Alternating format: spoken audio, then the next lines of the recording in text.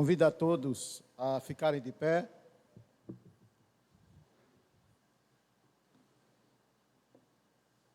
Uma atitude, a reverência pela palavra de Deus que será lida. Mais uma vez.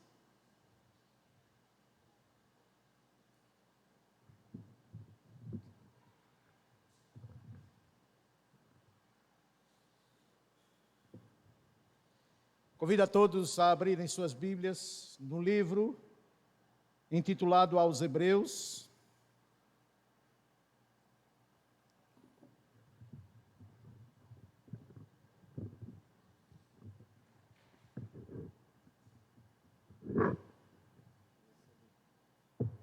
Segura aqui. Isso. Hebreus, capítulo 6. Eu vou ler dos versos 12 a 20. Hebreus, capítulo 6, versículos de 12 a 20. Diz assim a palavra do nosso bendito Deus.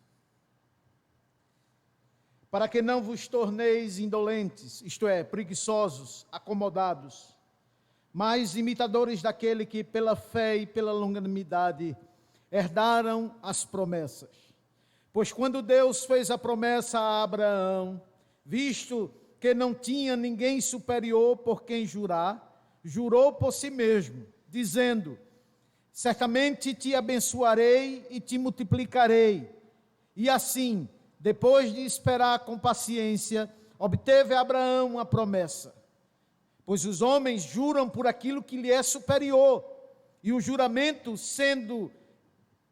servindo de garantia para eles, é o fim de toda contenda. Por isso Deus, quando quis mostrar mais firmemente as promessas,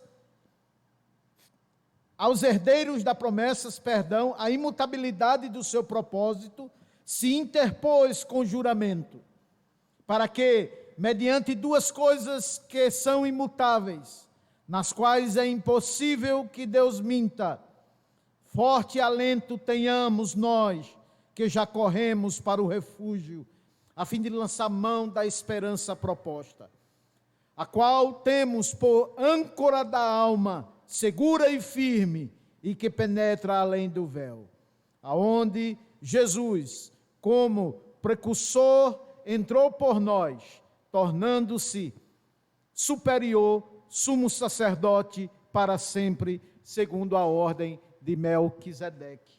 Amém. A igreja pode sentar-se. Conforme acabamos de ler aqui, capítulo 6, versos de 12 a 20, nós temos um tema. O autor traz o tema central que levou a escrever essa passagem que agora lemos. E o tema, ele surge nas entrelinhas que compõem esses versículos 12 ao 20. E o tema desta noite é a imutabilidade de Deus. É o tema da nossa mensagem nesta noite.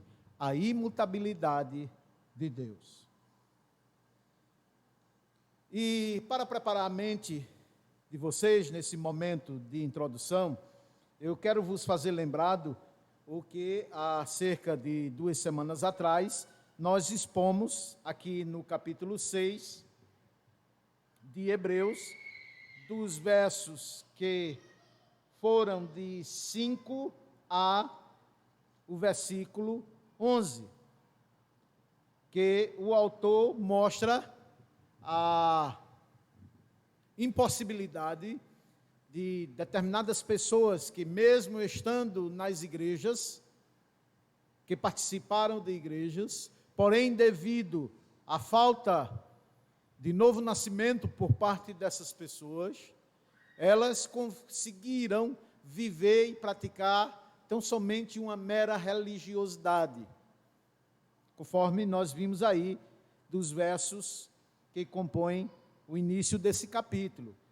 É impossível, pois, aqueles que uma vez foram iluminados, versículo 4, e provaram o dom celestial, e se tornaram participantes do Espírito, e provaram a boa palavra de Deus e os poderes do mundo vindouro e caíram.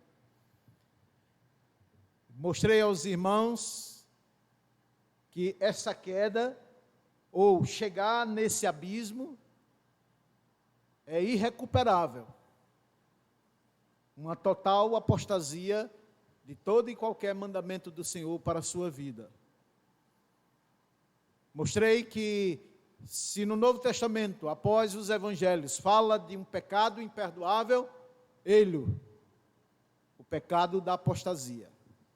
E preparando os irmãos já para a segunda parte do capítulo 6, mostrei aos irmãos quando o autor fala que, embora haja dentro das igrejas meros professos, há aqueles que foram chamados eficazmente pelo Evangelho.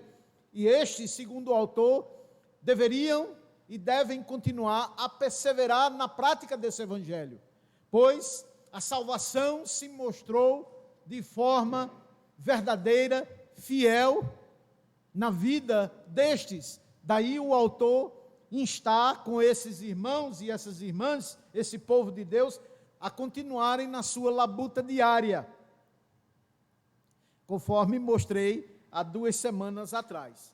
E agora, dando sequência, nós vamos do versículo 12 ao versículo 20, ainda sobre a pena do autor, a pena que escreveu este livro, esta carta, mostrar aos irmãos que a luta, a perseverança deve ser perseguida por nós, por você, por todo o povo de Deus, até o final. Lembrando aqui, conforme disse o Senhor Jesus Cristo, nos seus dias, do seu ministério terreno, que no mundo teríamos aflições, lutas, ferrenhas, rinhas, mas que no final seremos sempre, ou seríamos sempre, mais que vencedores. E é sobre esta batuta, esta ideia, que o autor, nos seus dias, ele incentiva a igreja, a esses irmãos, cujas vidas foram remidas pelo sacrifício do nosso Cordeiro Pascal, a seguir em frente. Mediante isto, ele lembra a mente dos irmãos, dos seus leitores, as grandes e preciosas promessas de Deus, sobre 2 perspectivas. Primeira, que a palavra de Deus é fiel. Você pode acreditar nela. Você deve acreditar nela. E segundo, que é inclusive o nosso tema, a imutabilidade de Deus. Isto é, você pode confiar em Deus, prosseguir nessa confiança, nessa luta de uma entrega, de uma total dependência dEle, de confiança irrestrita a Ele, porque a promessa dEle é: eu jamais mudarei, diz o Senhor. E daí o nosso tema, que perfaz os versos de 12 a 20, a imutabilidade do nosso Deus. Lembrando que o texto já falou comigo, evidentemente eu já preparava, quando preparava esse sermão, Deus já falou comigo, aplicando a sua palavra em meu coração, e evidentemente pelo Espírito Santo produzir as mudanças necessárias para seguirmos as recomendações do texto inspirado. Agora é a vez de vocês, Deus aplicar a palavra a vocês, que vocês ouvirão nesta noite, e fazer o mesmo, buscar lutar contra nossos achismos, o nosso eu, para, de fato, podermos experimentar tais e tais promessas de Deus. Primeiro, que Deus não mente. Segundo, Deus é imutável. Ele não muda jamais. Então, sobre essas perspectivas da imutabilidade de Deus e da verdade de Deus, convido vocês agora a voltarem sua atenção ao texto da nossa pregação nesta noite, do versículo 12 ao versículo 20, e como sempre nós vamos dividir em 3 partes. Do versículo 12 ao versículo 20, nós vamos dividir ele em 3 partes, para facilitar o entendimento, bem como também a exposição e as aplicações. Primeira parte, ou primeiro bloco, versículo 12 a 16. Segundo bloco, versículo 17 e 18. E o terceiro e último bloco, versículo 19 e 20. E, evidentemente, lembrando que esse texto falou com nossos irmãos do passado, há mais de 2000 anos atrás. Eles tinham, como você nessa noite, de ao ler essa epístola, buscar o entendimento, a compreensão e a aplicabilidade do texto nas suas vidas. Porque é Deus falando, é Deus corrigindo, é Deus requerendo de nós a obediência. E assim como foi com eles, é com vocês, é conosco, nesta noite. Para a honra e glória do nome do nosso Deus, é esta a nossa oração, que o Espírito Santo aplique essa sua palavra e ilumine na mente de todos vocês e produza os efeitos que Ele assim determinou para a vida de cada um de vocês. Em nome de Jesus Cristo, assim oramos e assim suplicamos. Amém. Hebreus, capítulo 6, versos 12 a 16, neste primeiro bloco. Eu vou ler mais uma vez, para fixar, nesse primeiro bloco, e a gente passa às devidas aplicações e também observações e destaques. Para que não vos torneis indolentes, como diz o texto, mas imitadores daqueles que, pela fé e pela longanimidade, herdaram as promessas. Pois quando Deus fez a promessa a Abraão, visto que não tinha ninguém superior por quem jurar, jurou por si mesmo, dizendo: certamente te abençoarei e te multiplicarei. E assim, depois de esperar com paciência, obteve a Abraão a promessa. Pois os homens juram por aquilo que lhe é superior, e o juramento, servindo de garantia para eles, é o fim de toda contenda. Hebreus, capítulo 6, versículos 12 a 16. É o nosso primeiro bloco. Primeiro precisamos buscar a visão, o conhecimento de como aqueles nossos irmãos, há 2000 anos atrás, deveriam ler esse texto e buscar um entendimento dele. Se você estiver familiarizado com esse texto, com a leitura periódica do livro de Hebreus, você vai, evidentemente, notar, e você notou, que ele faz uma referência a um acontecimento do seu passado, do passado do povo de Israel, aonde a palavra de um homem tinha grande valor, como também grande repercussão, consequências boas, e a quebra dessa palavra trazia penalidades, consequências mais para quem empregava a sua palavra. E ninguém mais habilitado para servir de exemplo, conforme o autor aqui evidenciou um acontecimento entre Abraão, sua família, seus servos e servas, seus bens, bem como todo o povo de Deus. Não sei se vocês notaram, mas aqui eu já chamo de destaque, que esse bloco, do versículo 12 a 20, o autor, cuja ênfase é: acreditem na imutabilidade de Deus.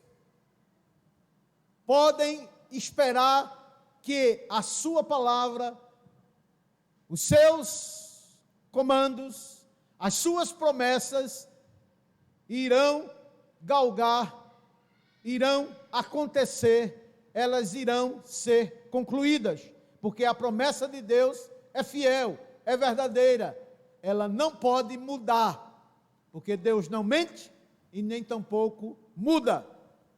E daí, nesse primeiro bloco, do versículo 12 ao versículo 16, o versículo 12, só trazendo a lembrança, o autor exorta aos seus leitores a lutarem contra o mudanismo que era e foi tão peculiar nos dias desse autor. O povo de Deus vivia algo muito parecido com o que nós encontramos hoje na igreja, a letargia, isto é, a preguiça de ler a palavra de Deus, de estudar a palavra de Deus, de aprofundar-se na leitura e no conhecimento de Deus. Assim como acontece nos dias de hoje, as pessoas trabalham, saem cedo de suas casas, voltam tarde, ainda as mulheres têm tarefas a realizar dentro do seu lar, sendo ela casada ou até mesmo solteira, tem suas obrigações com o lar, cuidar de filhos, de marido, se quando não estuda ou ainda trabalha mais à noite, tem suas atividades corriqueiras, porém, como foi hoje, foi no passado, e o autor no versículo 12, ele chama a atenção dos seus leitores a um cuidado especial. Apesar de vocês terem toda essa atividade, eu reconheço, mas vocês têm que lutar contra a letargia, isto é, a preguiça de ler a palavra de Deus. Por isso ele diz aqui, olha, na Almeida Revista Atualizada de 2002, para que não vos torneis indolentes. Em outra tradução, preguiçosos. Em uma outra tradução, acomodados com o seu dia a dia. Lembrando que as atividades seculares não são a única causa da nossa sobrevivência, da sua sobrevivência. Se eu não trabalhar, eu não como. Quem disse isso a você? Quem deu essa palavra de ordem a você? Como eu mostrei hoje pela manhã, os que aqui tiveram. Não só de pão viverá o homem, mas de toda palavra que sai da boca de Deus. Então você e eu somos conclamados, exortados pelo autor a parar com a preguiça de ler a palavra de Deus, de estudar a palavra de Deus, enfim, em suma, de gastar tempo com o seu Deus. E passe a estudar a palavra de Deus. Passe a gastar tempo com o seu Deus. Afinal, se você quer viver a vida eterna, você vai viver a vida eterna com Ele. E aqui é a escola. Aqui é a escola, começa aqui. Se você não tem convivência com Deus, intimidade com Deus, não tem a proximidade com Deus, amizade com Deus aqui, você pensa que você vai ter lá depois, lá no céu? Daí ele dizer, irmãos, exorto-vos em minhas palavras, para que não vos torneis indolentes, preguiçosos, acomodados. Mas antes, ele abre a porta para uma série de exemplos que ele vai usar de personagens bíblicas. Daí ele dizer, mas imitadores daqueles que pela fé e pela longanimidade herdaram as promessas. Você conhece as promessas de Deus para você? Você tem estudado a Bíblia e encontrado o que Deus quer, espera e tem prometido pela sua palavra a mim e a você? Você sabe quais são as promessas de Deus para você? Você tem conhecimento disto? Por isso o autor diz aqui, não vos torneis preguiçosos, indolentes, mas imitadores daqueles que no passado, pela fé, alcançaram ainda em vida a concretização das promessas de Deus na sua vida. Quem disse a você que a paz e o paraíso com Deus começa pós-morte? Ele também começa a dar-se início aqui. A minha paz, a sua paz com Deus, as primícias da maneira e da forma com a qual você vai viver eternamente com Deus, também dar-se-á início aqui neste mundo, ainda em vida. Não riquezas ou acúmulos de riquezas, não estou falando disso, muito menos o autor, mas a vida, a vivência com Deus. E aí os exemplos que ele diz, que ele chama à tona. Versículo 13.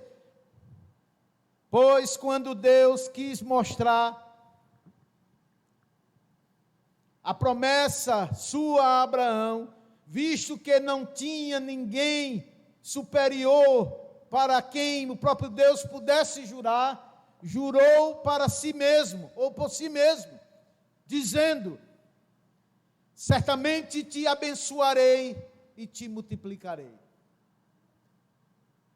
O autor agora, para aferir o conteúdo da sua promessa, ele vai dizer: olha, o que eu estou falando, eu vou dar um exemplo a vocês de que, assim como vocês, como Deus está instando com vocês agora, a confiarem em Deus e a experimentarem a eternidade com Deus ainda na sua vida, eu vou trazer um exemplo para vocês, de quem? Ninguém menos, ninguém mais, Abraão. Versículo 13. Pois quando Deus fez a promessa a Abraão, visto que não tinha ninguém superior por quem jurar, jurou por si mesmo. Abraão, creia nas minhas promessas, que eu recompensarei você ainda em vida. Olha para aí. Olha para aí.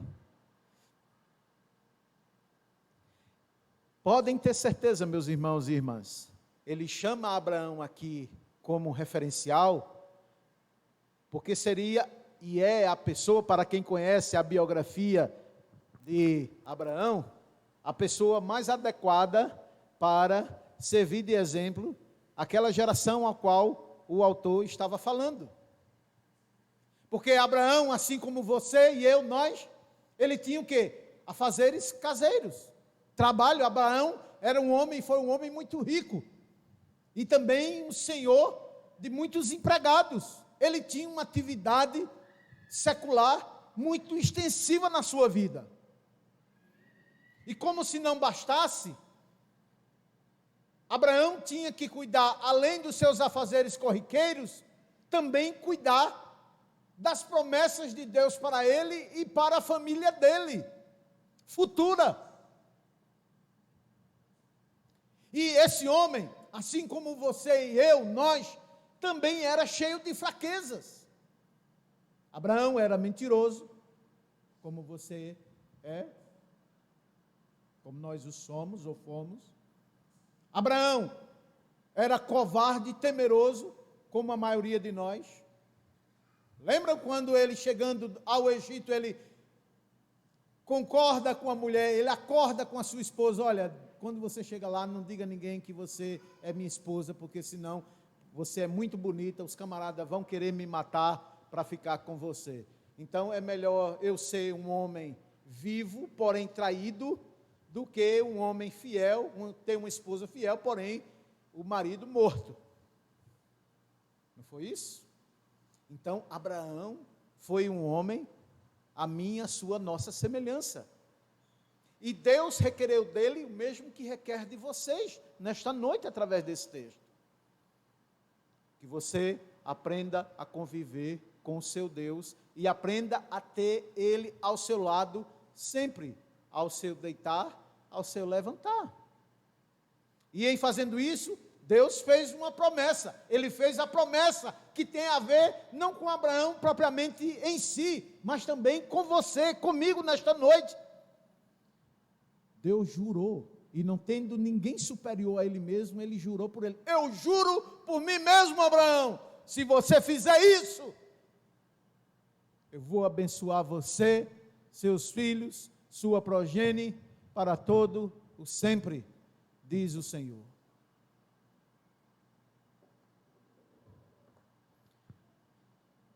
Para terminar esse primeiro bloco, deixa eu fazer algumas aplicações peculiares ao nosso dia.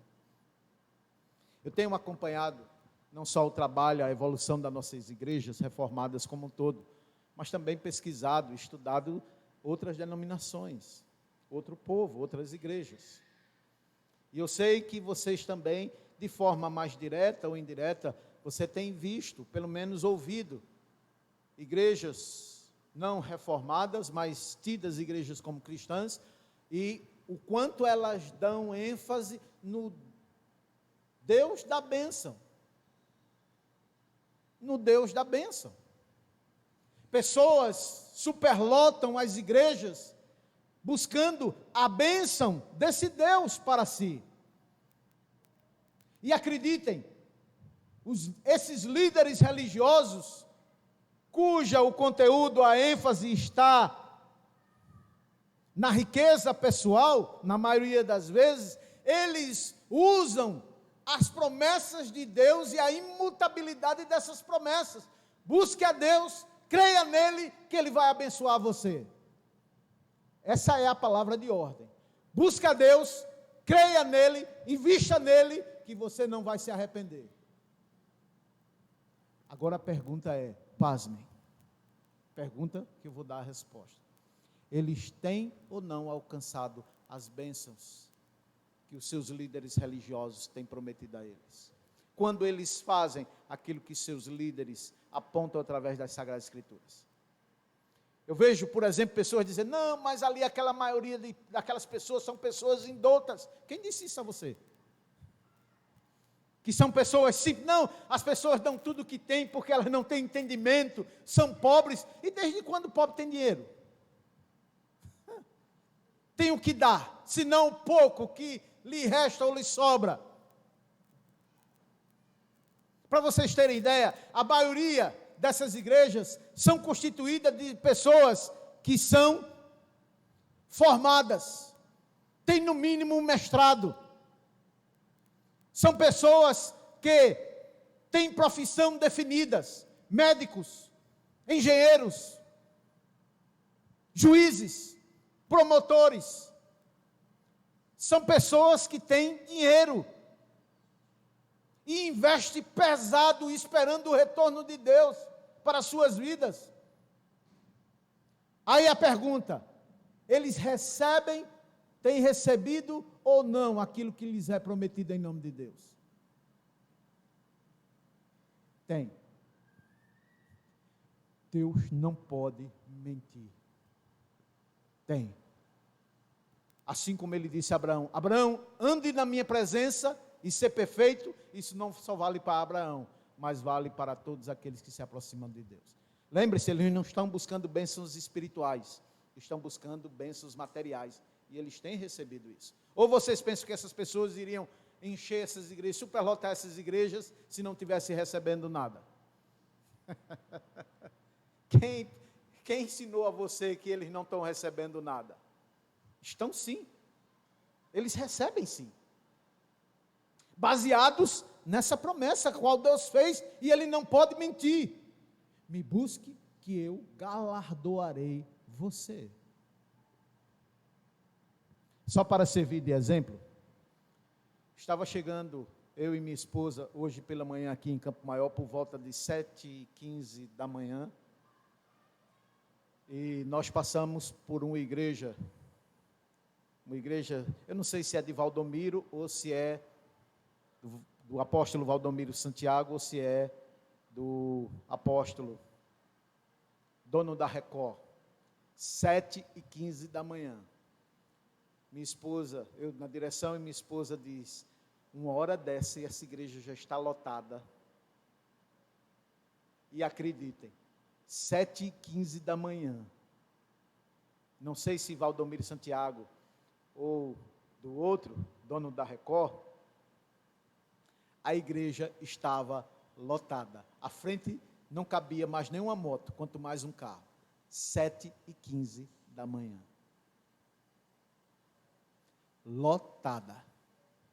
Fora as pessoas que possivelmente estavam dentro, haviam adentrado no templo, não sei, como eu disse, de Macedo ou se do apóstolo Valdomiro, mas imagine as pessoas que, sem carro ou de bicicleta, que já estavam lá dentro. A igreja, 7h15 da manhã, lotada. Eu passei bem devagarzinho com o carro e olhei. Mas, rapaz, olha para aí. Que vergonha.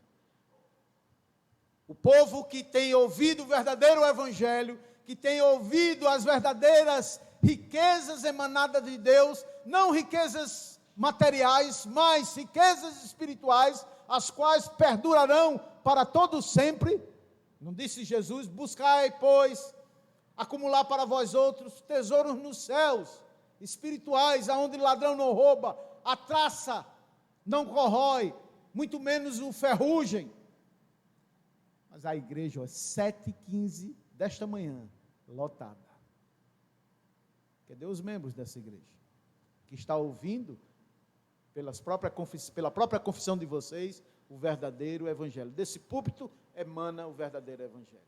Que dessas pessoas, se elas não estão buscando bênçãos materiais, que dê as bênçãos espirituais, ou vice-versa. Estou dando motivo para vocês pensarem. É isto que está dizendo aqui o autor. Não vos torneis indolentes, mas fervorosos, imitadores daqueles que pela fé e pela longanimidade herdaram as promessas de Deus. E aí o autor começa dizendo, olha, quem jurou isso não foi um homem, foi Deus. Ele há de abençoar você, se você buscá-lo. Não necessariamente de bênçãos materiais. Elas advirão, mas primordialmente as bênçãos espirituais. E o alvo foi Abraão. Abram suas Bíblias em Gênesis 17. Vamos ver com mais detalhes esse acontecimento que o narrador, o escritor aqui aos Hebreus, ele traz como referencial. Gênesis capítulo 17.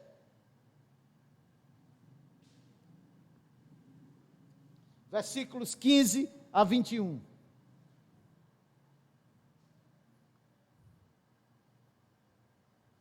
Gênesis 17, 15 a 21.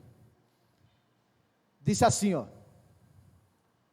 Disse também Deus a Abraão, a Sarai, tua mulher, já não lhe chamarás Sarai, porém Sara. Abençoá-la-ei e dela te darei um filho. Sim, eu a abençoarei e ela se tornará nações. Reis de povos procederão dela. Então se prostrou Abraão, rosto em terra, e riu-se. E disse consigo mesmo, a um homem de 100 anos de idade há de nascer um filho? Dará à luz Sara com 90 anos?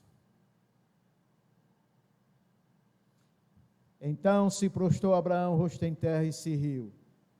E Deus disse a Abraão, e disse a Abraão mais a Deus, tomara viva Ismael diante de ti, versículo 18. Versículo 19, Deus lhe respondeu, de fato, Sara, tua mulher, te dará um filho, e lhe chamarás Isaque, e estabelecerei com ele a minha aliança, aliança perpétua para a sua descendência, até o 21. Quanto a Ismael, eu te ouvi, abençoá-lo-ei, far-lo-ei fecundo, e o multiplicarei extraordinariamente, gerará ele 12 príncipes, e dele farei grande nação. Esta é a promessa a qual o autor aos Hebreus, no capítulo 6, do verso 12 a 16, ele se refere. Agora vamos aos fatos. Vamos meditar aqui. Olha a quem Deus fez a promessa. Para mostrar o poder de Deus. O que é que Sara e Abraão mais queriam em vida? Um herdeiro. As impossibilidades. Abraão envelheceu e não conseguiu ter um filho. Sara, mesmo quando nova, nascera estéril. Ela não poderia gerar filhos. Era impossível. Possivelmente, Sara não nasceu com o útero. Ou algumas das trompas. Não se sabe. O que se sabe era que Sara, a ela seria impossível ter um filho. Gerado nela mesma. E o que fez Deus? Deus poderia ter chamado Sarai muito cedo, ainda quando jovem, e fazer com que ela tivesse um filho. Qual o problema, se Deus assim o quisesse? Abraão também, muito embora 10 anos de diferença entre um e outro, Deus poderia ter feito Abraão gerar um filho em Sara, também quando jovem. Mas para mostrar a você que o seu Deus é o Deus que realiza coisas impossíveis, nos impossíveis. Deus tardou esse processo para que na mente desse casal e na sua mente, irmão querido, ficasse explicitado que Deus pode realizar todas as coisas, independente do tempo, da sua idade ou do tempo que se leve para o cumprimento. Além da impossibilidade de Sara por si só não ter filhos, Deus esperou que Sara estivesse com 90 anos de idade e Abraão com seus 100. Duas impossibilidades. Se já era impossível Sara ter filho quando nova, imagine com 90 anos de idade. Já tinha passado por tudo que uma mulher passa. Menopausa, passou após pausa, perdeu o interesse sexual no seu marido. Seu marido, por vias, das vezes, da mesma forma. É tanto que o texto diz que Abraão se riu. Espera aí. Disse Deus: Abraão, Sara te dará um filho. Vamos adentrar nessa atmosfera. Vamos pensar como Abraão. Vamos contemplar Abraão. Como é, Senhor? Sara, tua mulher, te dará um filho. E diz o texto: Abraão se riu. Como? Minha mulher deixou de ser minha mulher. Ela agora é minha irmã, é minha companheira. Há quantos anos vai que Abraão pensou nisso? Há quantos anos eu não procuro mais minha mulher sexualmente? E outra, eu tenho 100 anos de idade. Meu vigor sexual acabou. E Abraão foi além dele. Ele olhou para as suas perspectivas. Impossível. Aí ele olha para Sara. Sara tem 90 anos. E ela também nunca mais me procurou, sexualmente falando, como esposo. E além de tudo, Sara é estéril. É estéril. Olha que lição e que vergonha para você, que não tem crido nas promessas de Deus. Não era só uma impossibilidade do cumprimento da palavra de Deus a esse casal, a essa família. Havia duas impossibilidades: o tempo decorrido e a esterilidade de Sara. E o que foi que fizeram esse casal? Abraão se riu. Eu não diria que ele errou na fé, mas que ele titubeou, deu uma titubeada na fé. Isso deu. Eu com 100 anos, Sara com 90, será? É tanto que ele brada, que viva Ismael. Está evidente para você ou não, que Abraão deu uma titubeada? Quantas vezes você e eu, nós não damos uma titubeada? Você pensa que Deus não sabe, não? Olha como Abraão serve de exemplo, para mim e para você. Que assim como você, ele também reagiu aos impossíveis da promessa de Deus, da forma como nós temos agido. Não com incredulidade, mas titubeeza. Será? A interrogação, será? Não uma impossibilidade, duas, abissal impossibilidade. Sara com 90 anos, despertar de novo o interesse sexual pelo seu marido, e ele com 100 anos, ainda poder gerar filhos. Isso foi a promessa. Vamos ao seu cumprimento. Gênesis capítulo 21, lemos o 17, agora vamos ao 21. Olha aqui, Gênesis 21, do verso 1 a 5. Lemos 17, agora o 21. Visitou o Senhor a Sara como lhe dissera, e cumpriu Deus o que lhe havia prometido. Sara concebeu e deu à luz um filho a Abraão na sua velhice. No tempo determinado de Abraão, de Sara? Não, no tempo determinado que Deus lhe falara. Ao filho que lhe nasceu, que Sara dera à luz, pôs Abraão o nome de Isaque. Abraão circuncidou ao seu filho Isaque, quando este era de 8 dias, segundo Deus lhe havia ordenado. Tinha Abraão 100 anos de idade, quando lhe nasceu Isaque, seu filho.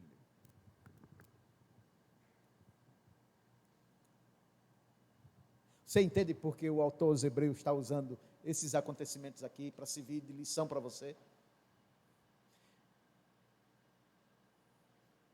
Se Deus prometeu a Abraão com 2 tremendas impossibilidades e mesmo assim fez valer a sua vontade, a mão de Deus se remiu para cumprir a promessa que Ele tem feito a nós, a você. Que promessa, pastor? Tantas, uma só. Muitas serão as suas aflições, mas tem de bom ânimo. De todas elas eu te livrarei. Muitas serão as aflições dos meus próprios filhos, mas de toda ela o livrarei. Todas as coisas cooperam para o bem daqueles que amam a Deus e que são chamados segundo o seu propósito. Olha aí. Quer promessas maiores do que essa? Não tem. Que dê o povo de Deus nessa igreja. Que dê eles. Que dê eles. Que tem promessas superiores àquelas promessas prometidas por Edir Macedo, R.R. Soares.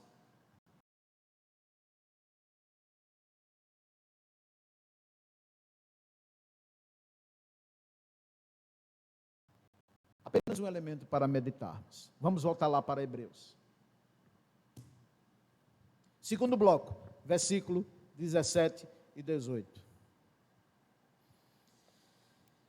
Por isso Deus, quando quis mostrar mais firmemente aos herdeiros da promessa a imutabilidade do seu propósito, se interpôs com juramento, para que, mediante 2 coisas imutáveis, nas quais é impossível que Deus minta, forte alento tenhamos nós, que já corremos para o refúgio, a fim de lançar mão da esperança ou das promessas propostas. Deixe-me voltar para explicar o que o autor está dizendo aqui. Versículo 17. Ele inicia esse versículo 17 afirmando as proposições que eles fizeram anteriormente. Mediante o que eu disse do versículo 12 ao versículo 16, no versículo 17 ele diz, olha, por isso, mediante tudo que eu apresentei com provas suficientes para levar você à vergonha, corar de vergonha pela sua falta de fé, pela sua falta de compromisso com o seu Deus. Mas veja o que aconteceu com Abraão.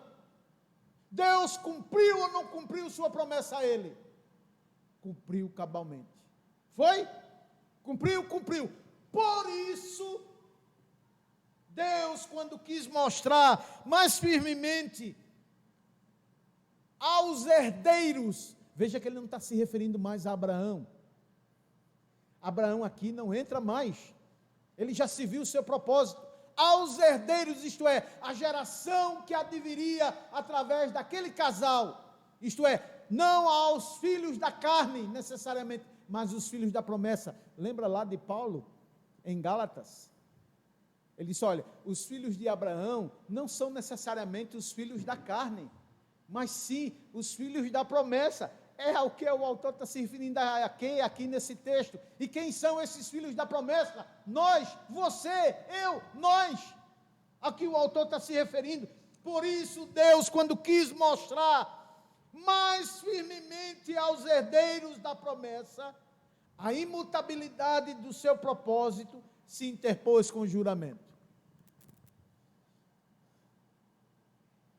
Meu Deus, uau! Como Deus é capaz de realizar grandes, magníficas proezas. Preste atenção, você vai entender por que eu disse isso. Deus não precisava e nunca precisou jurar por ninguém.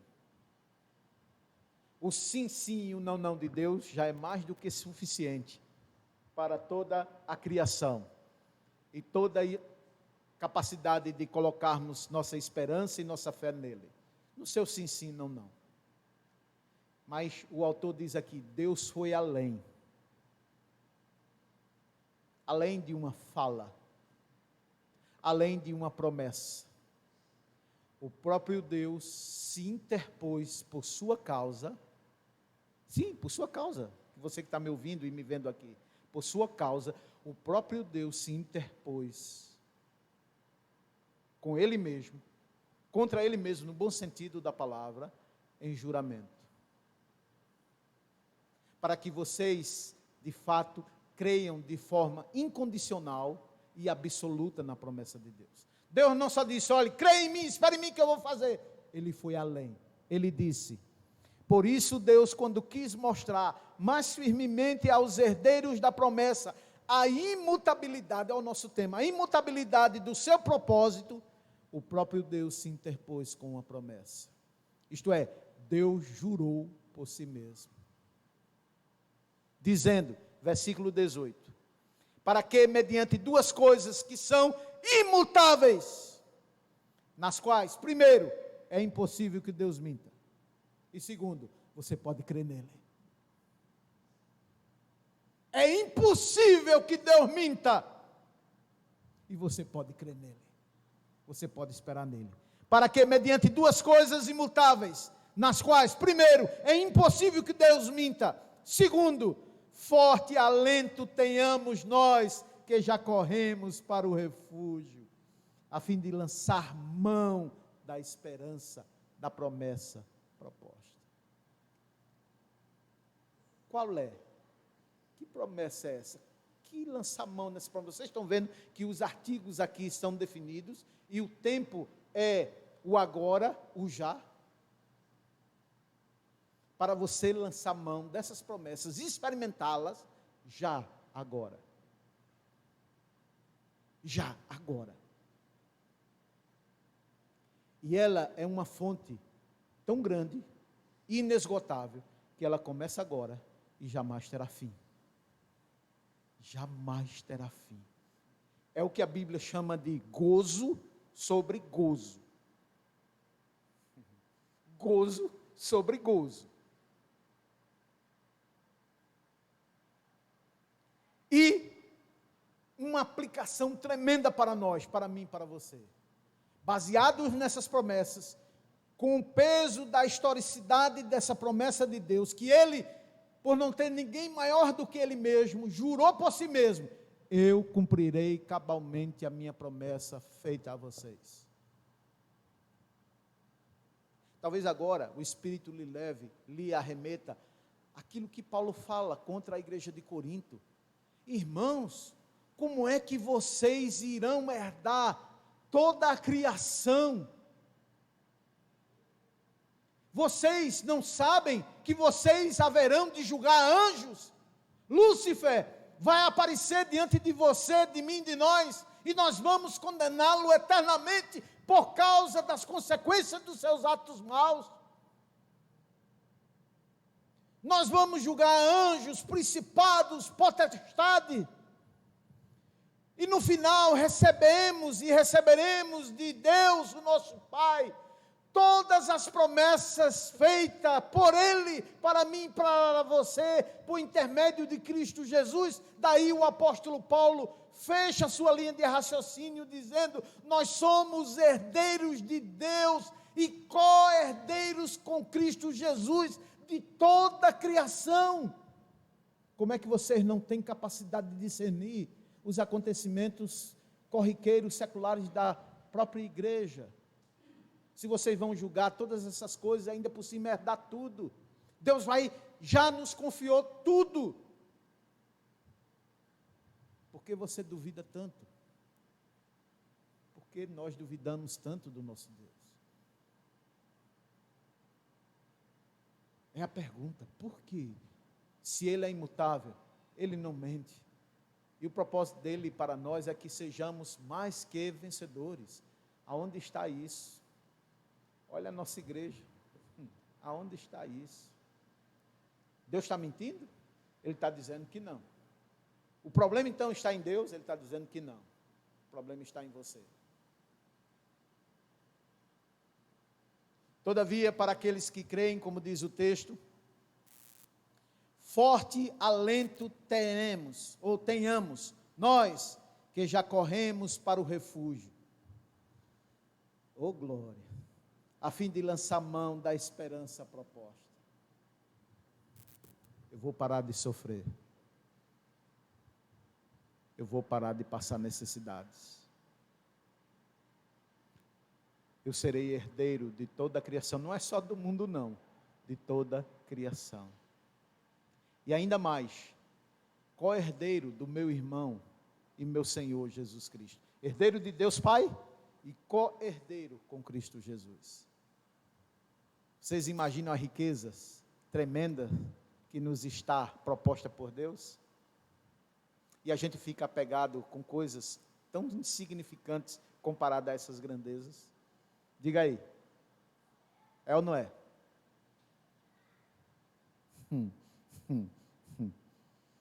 E para terminarmos nosso terceiro e último bloco, versículo 19 e 20. Ao qual, veja a aplicação aqui do pastor.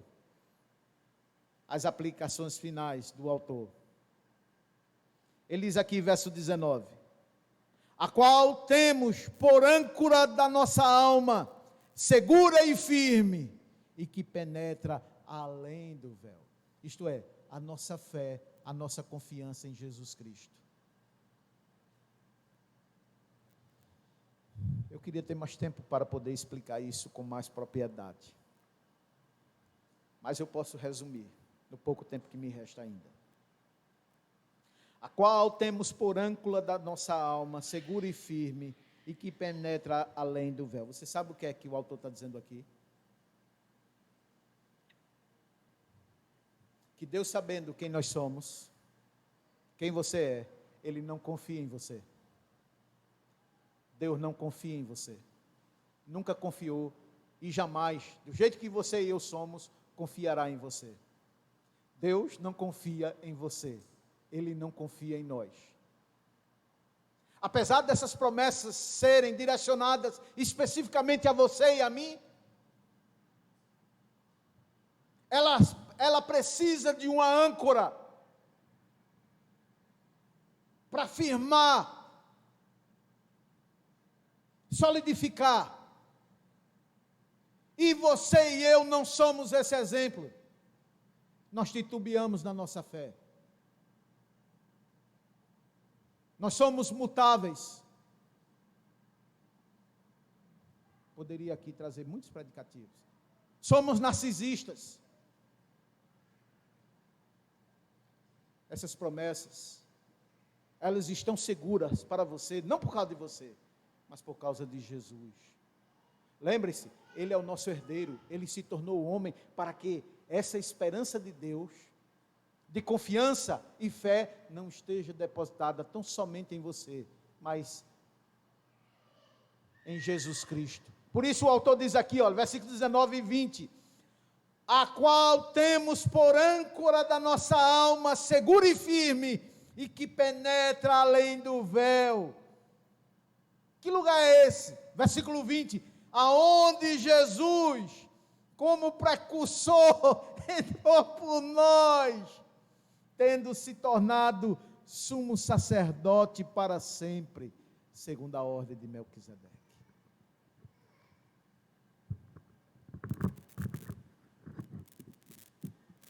Vocês entenderam o desfecho? O fechamento? Deus fez grandes e maravilhosas promessas. Que você poderia e eu, podemos confiar em Deus. Só que a gente não confia.